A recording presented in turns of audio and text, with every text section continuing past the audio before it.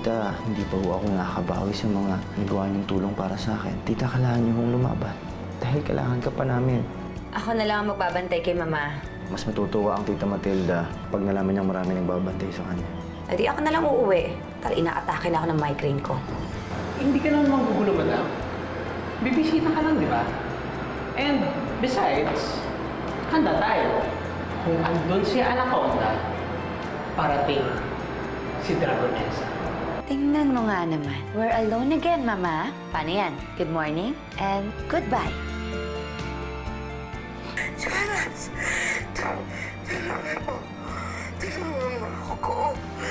Gusto ko patayin. Please ka. Nasa ICU lang, madam. Mocha, iwan mo na lang ako. Umuwi ka na. Scarlett, anong ginagawa mo sa phone ko?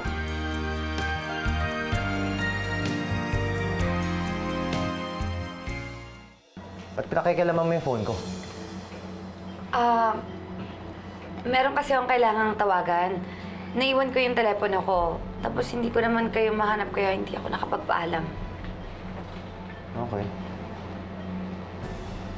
Jonas, kasi nagugutom na ako eh.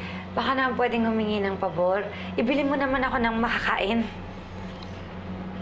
Okay, sige. Catherine, ikaw ba meron ka pa ibang gusto? Hindi. Isama mo na lang si Catherine kasi siya yung pipili ng pagkain ko. Ano po bang gusto niyo, Mami? Ikaw na bahala, anak. Kahit ano, basta gutom na talaga ako eh, ha? Tara. Okay.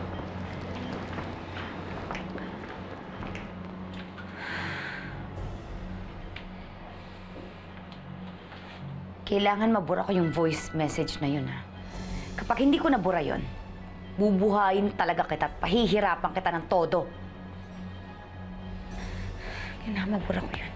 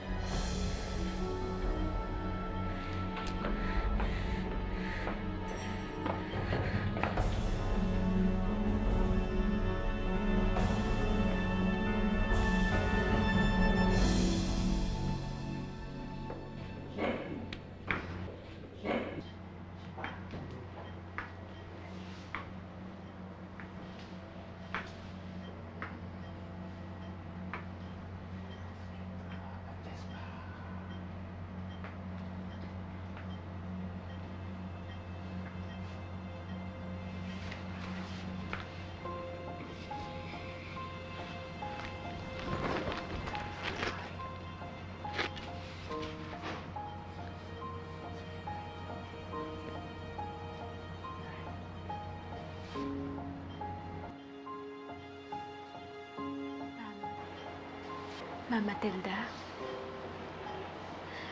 paano nangyari ito sa inyo?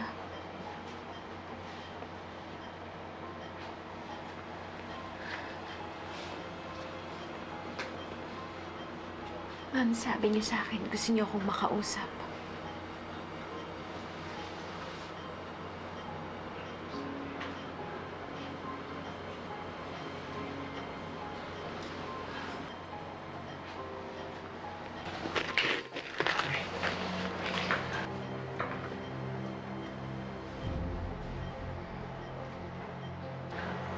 Mama Matilda?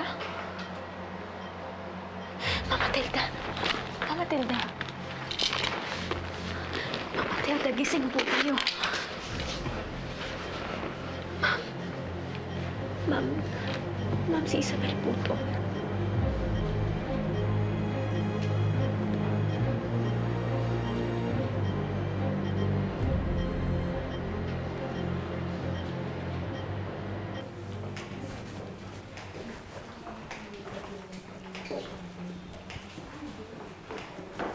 Jonas! Pwede ka ba mahiram yung cellphone mo? Meron lang kasi akong importante na tawagan.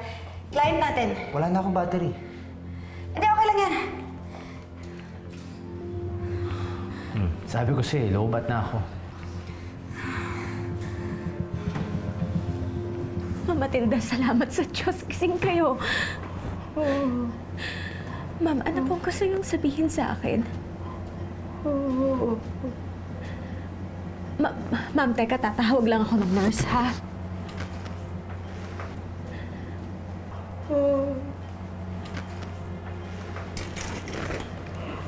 Ma'am, sige. Hindi na po ako aalis. Makikinig po ako sa inyo. Ma'am, tumawag po kayo sa akin. Ano pong gusto niyong sabihin sa akin?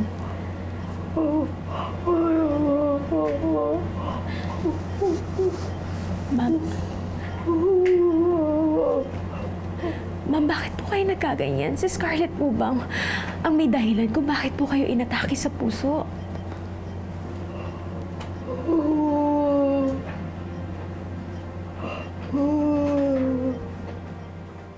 At oras na napatunayan na si Catherine at si Isabel ang mag-ina. Lalayas ka sa pamamahay ko. Hindi mo gagawin yan, Tal. Papatayin muna kita! Ha? Papatayin muna kita! Bitiwan mo ako!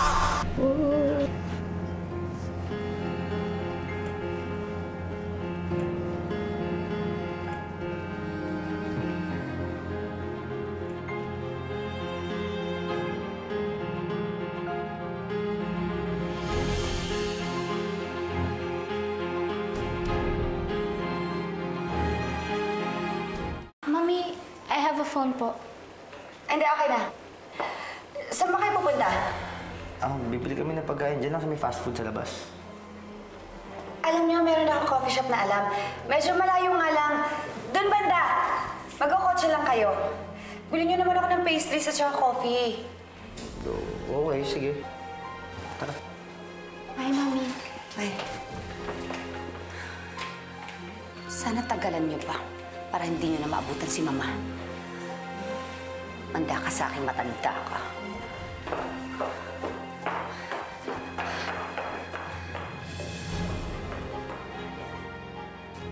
Ma'am, si Scarlett po ba ang dahilan kaya kayo inatake sa puso?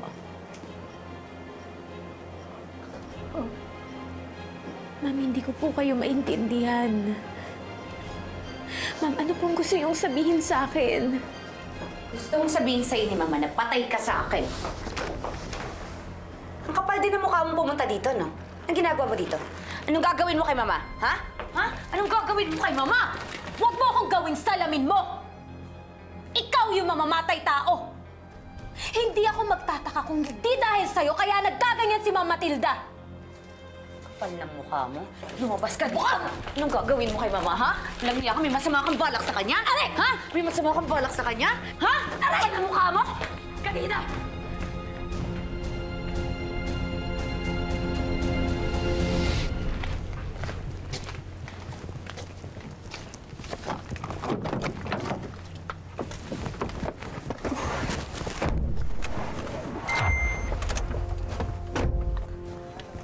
Catherine, dito ka lang, huwag kang bababa, ha? Bakit po? Basta dito ka lang. Mocha! Ginagawa mo rito? Ha? Bakit? Ang alam ko, public place to. Kahit private hospital ito. Si Isabel. Kasama mo si Isabel, di ba? Nasaan siya? Teka, hanapin ko ah. Wala naman siya dito. May nakikita ka ba? Uy, sandali, wait lang. Si Ma'am nasa Hong Kong. Teka, mag-usap muna tayo. Aray ko! Ha? Hindi mo ako kakayanin! Matagal na kitang kaya, Scarlett! Ano ba? Bitawan mo! Walang iyak! Iyak! Tama na yan, Ma'am. Bitawan niyo! Palabasin niyo yung babaeng yan! Papatayin mo ang Mama! Alam mo si Mama ang poste ng mga merkado kaya gusto mo siyang patayin? Para mapabagsak mo kami? Scarlett, hindi. Walang dahilan para paghigantihin ko siya. Mabait sa akin si Ma'am Matilda. Talaga? Baka ikaw pa kayo may kasalanan ng lahat eh. Di ba ikaw yung huli niya kausap sa telepono? Teka, paano mo alam nagkausap kami? Sa pagkakaalam ko, ikaw yung huli niyang kasama. Bakit? Sino ba sa atin ang miserable ang buhay? Sino sa atin ang sumisira ng buhay na may buhay? Sino sa atin ang walang anak? Ang walang asawa? Alam ko, inggit na inggit ka sa akin eh. Kaya gusto mo ko sirain! Baka lang nga maiinggit sa'yo! Hindi porke wala akong anak, wala akong asawa, ibig sabihin malungkot ako. I have everything that I need. Eh ikaw, soon you'll have nothing. Kaya yan si Jonah, si Catherine. Sayong-sayo na, isaksak mo sa maktim mo budhi. Ah, talaga? Ayon sa kanila. Wala akong kakain sa kanila. Lumayas ka dito! Lumayas ka dito! Tama na! Kapal sa mukha mong babae ka! Scarlett, tama na! Kapal sa mukha mo! Scarlett, tama na! Wala na ka naman kami pakalam sa inyo eh! Catherine? Ano ba bang ginagawa niya rito? Leave us alone! Leave my Lola in peace! Tigilan niyo na yung pamilya ko. Hindi na ba kayo naawa? Kritikal na nga yung lola ko tapos nagugulo pa rin kayo? Narinig mo sinabi ng anak ko? Lumayas ka dito! Lumayas ka dito! Scarlett! Layas! Layas! Layas! Scarlett!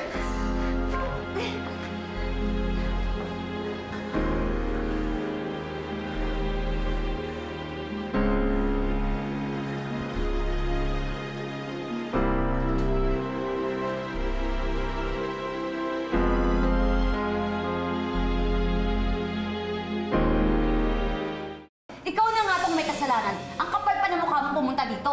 Ha? Scarlett! Umalis ka na! Umalis ka na! Umalis ka sa... Bitawan mo si Madam! Walang niya kang bakla ka, Helmer, ha? Ha? Alis ka! Umalis ka dito! Scarlett, tama Bakit? na! Sa susunod na pagbalik mo dito, magkakamukha na ka ng pangit mo kasi Stan! Lumayas kayo! Tama na! Mga pangit! Ano? Nakuha niyo ba? Ha? I-post niyo yan sa social media niyo!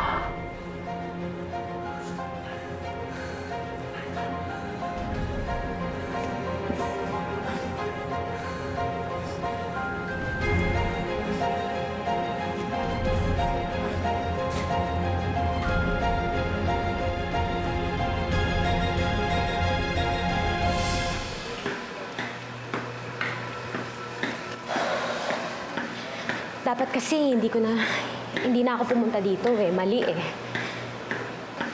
Alam ko naman kasi talagang magkakagulo. Pero hindi ko akalain na si Catherine ang mananakit sa akin, hindi naman si Scarlett. I'm sorry, Isabel.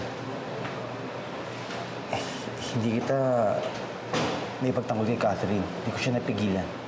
Jonas, hindi ka kailangan mag-sorry. Hindi ko rin naman kasi ini-expect. Pumunta lang naman ako dito para sana makakuha ng sagot galing kay Mama Matilda.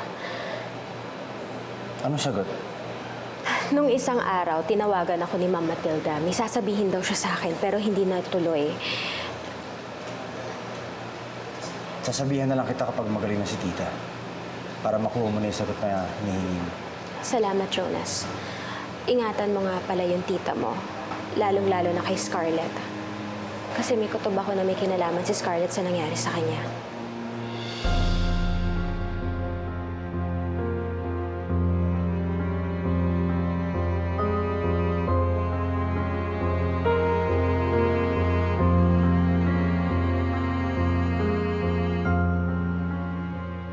I don't know what's her problem.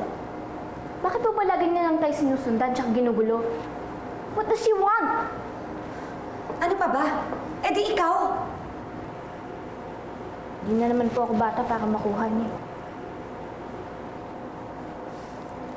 Wala ka na bang nararamdaman dyan sa peke mong nanay? Kinalimutan ko na po siya. Like how she forgot about me. Alam mo, meron naman tayong pwedeng ibang gawin. Para hindi ka na malapitan ni Isabel. Nagawa na namin yun ng lola mo before. Restraining order.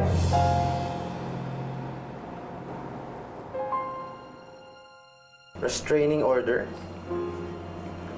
Yes, Tito Jonas. Baka hindi na siya makalapit sa akin. Teka, gusto mo ba yan? Hindi masamang tao si Isabel. Tito Jonas, in-scam niya po si Mami. Pinagbintangan niya pa nga pong killer si Mami eh. Hindi pa ba enough reason yun para sa'yo? Hindi naman magkakaganon si Isabel kundi dahil kay Benedict. Piraso niya yung utak ni Isabel.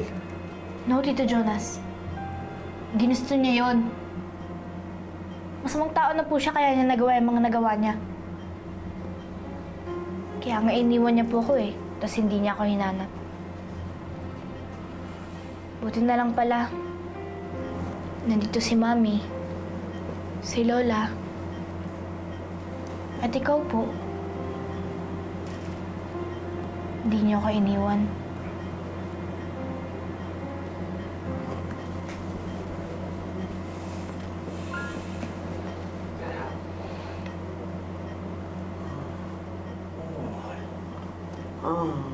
Lola? Tita.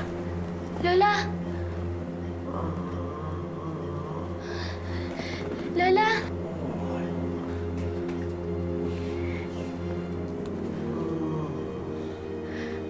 Maganda at mabilis ang recovery ni Doña Matilda. Kaya na rin niyang huminga without mechanical support. Kaya ipatatanggal ko ng ventilator. In a short time, magkakausap niya na rin siya. At hopefully, makakapagsalita na siya. Makakapagsalita na po si Mama?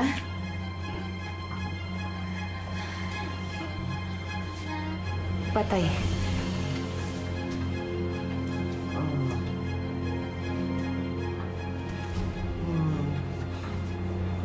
Salita ka nga, Lola.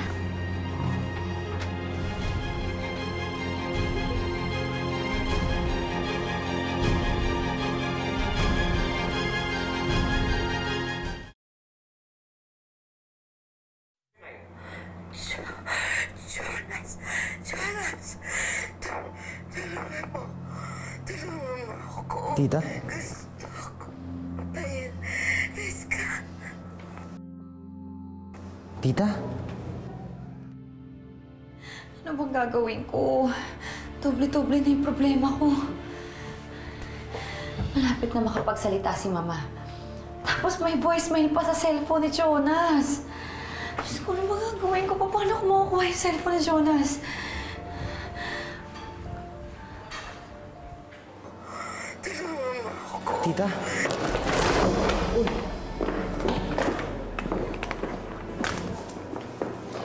Scarlett! Sinundan na kita kasi ang tagal mong bumalik eh.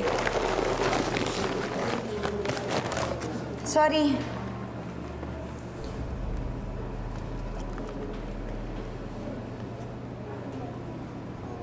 Nasaan na yung voicemail? Voicemail? Ano ba yung laman ng voicemail? Humihingi ng tulong si Tita Matilda. Bakit? Hindi ko alam eh. Pinapakinggan ko yung voicemail. Biglang nawala. Baka kasi nahulog, kaya biglang nabura. Yung voicemail ni Mama, siguro nangyari yun nung bago siya atakihin. Nagawa pa niya tumawag sa'yo bago siya mawalan ng malay, no?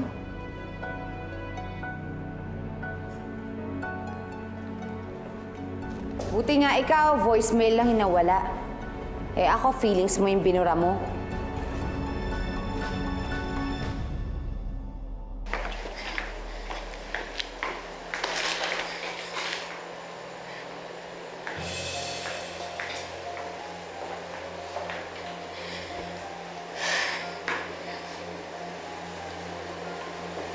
Did you find anything?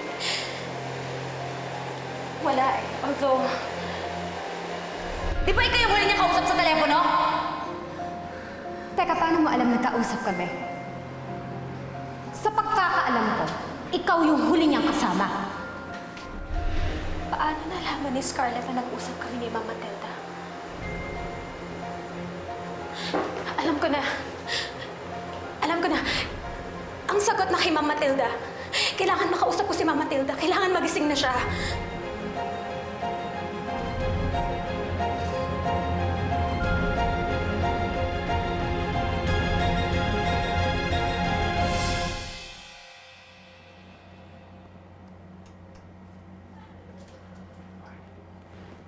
Good morning, Tita. Wala na ho masyadong nakalagay sa inyo. Pati ho yung sa bibig nyo, tinanggal na rin. Kaya pwede na po kayo magsalita. Tita, miss na ho namin yung boses nyo. Thank God at hindi po kayo sumuko, Lola. We love you so much po.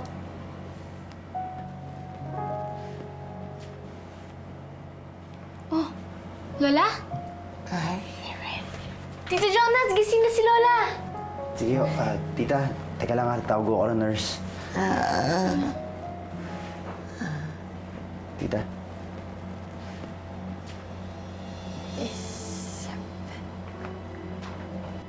Tito Jonas, gusto po yata magsulat ni Lola.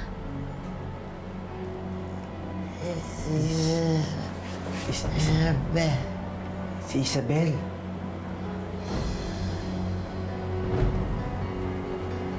Why, Lola? Bakit niyo pong gusto makita si Isabel?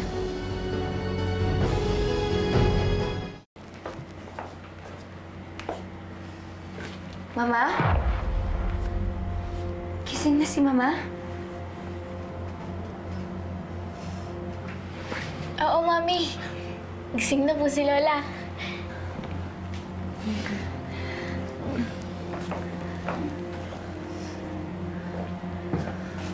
Okay ka lang, La?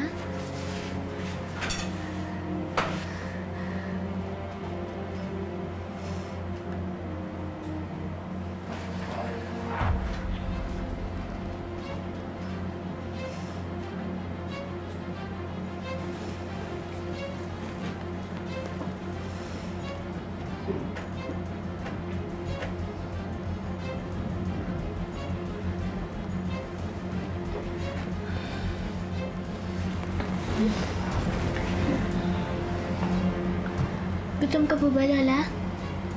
Okay ka lang po?